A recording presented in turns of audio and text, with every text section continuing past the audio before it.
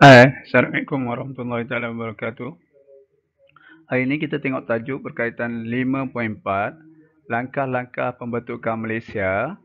Kalau soalan biasanya dia akan tanya huraikan langkah-langkah pembentukan Malaysia. Okey, langkah-langkah pembentukan Malaysia. Huraikan langkah-langkah pembentukan Malaysia.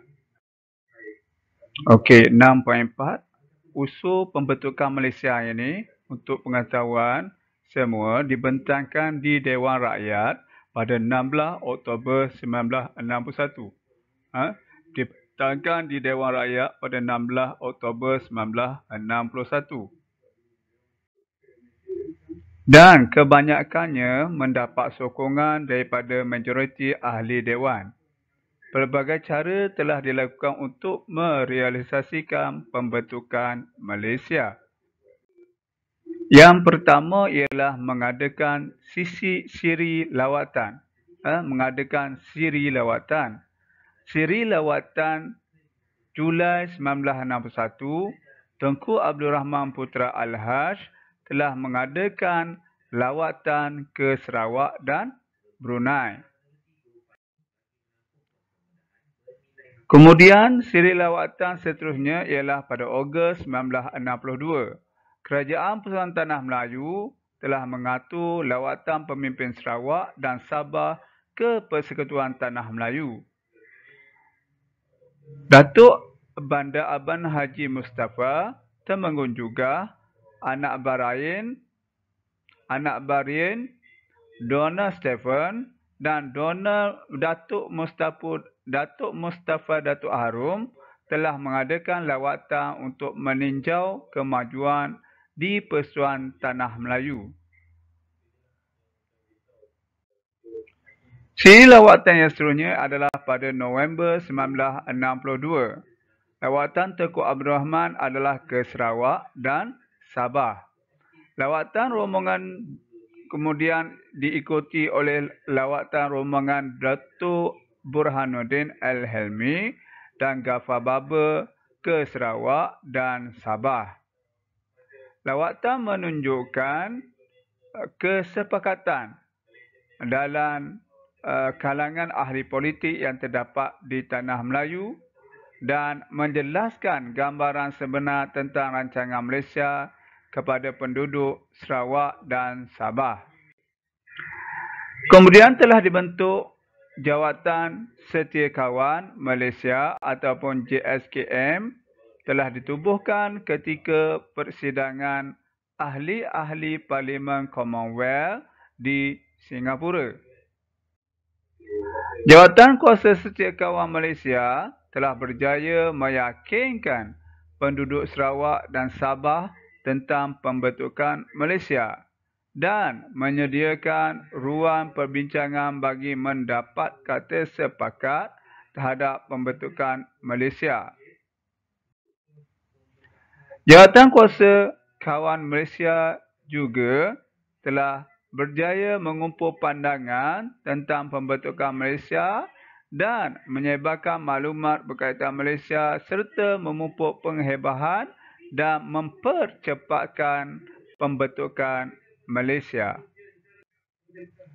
Kemudian, rancangan seterusnya yang telah dilakukan adalah referendum Singapura.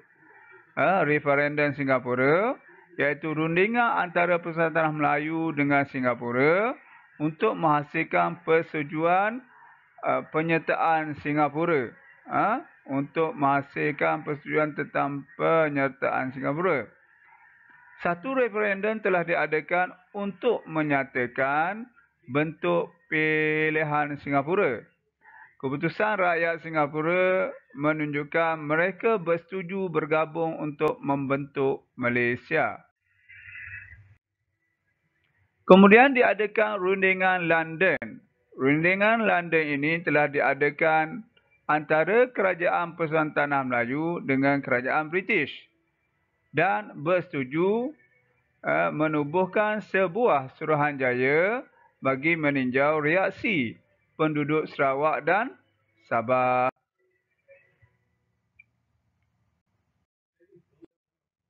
Kemudian, Rancangan seterusnya ialah Suruhanjaya Kobot. Telah dibentuk secara rasmi pada bulan Januari 1962. Mereka terdiri daripada wakil British dan juga wakil daripada Persekutuan Tanah Melayu. Pengurusinya ialah Lord Kobot.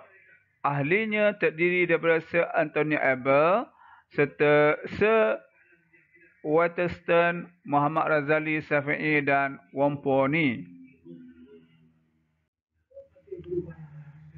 Suruhanjaya Kobot ini telah berjaya melawat 35 pusat lawatan dan 20 pusat di Sarawak, 15 pusat di Sabah. Okey. Suruhanjaya juga telah berjaya menyerah laporan kerajaan British kepada kerajaan British dan Persekutuan Tanah Melayu.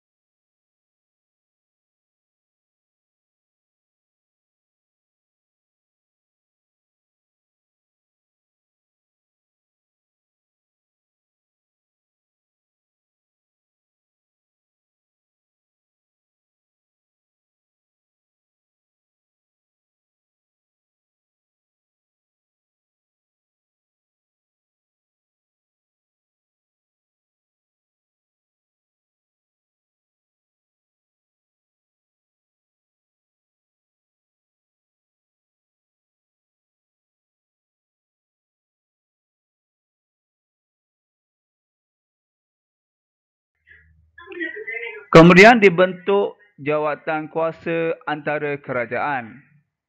Pentingnya jawatan kuasa antara kerajaan ialah menyediakan rangka perlembagaan dan membentuk keperluan melindungi kepentingan Sarawak dan Sabah. Jawatan kuasa ini mempunyai 5 jawatan kuasa yang kecil, iaitu jawatan kuasa yang bincangkan berkaitan dengan perlembagaan, keuangan, perkhidmatan,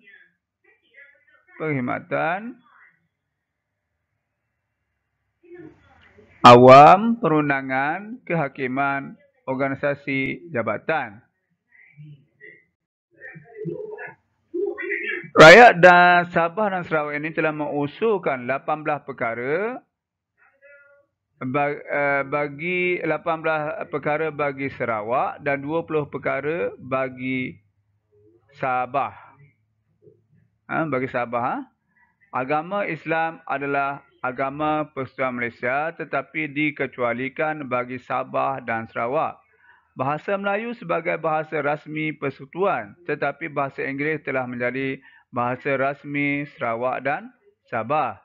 Sistem pendidikan dikekalkan di bawah kawalan kerajaan Persekutuan kecuali Sabah dan Sarawak di bawah kawalan negeri. Dalam Parlimen, 24 kursi telah diperuntukkan untuk Sarawak dan Sabah.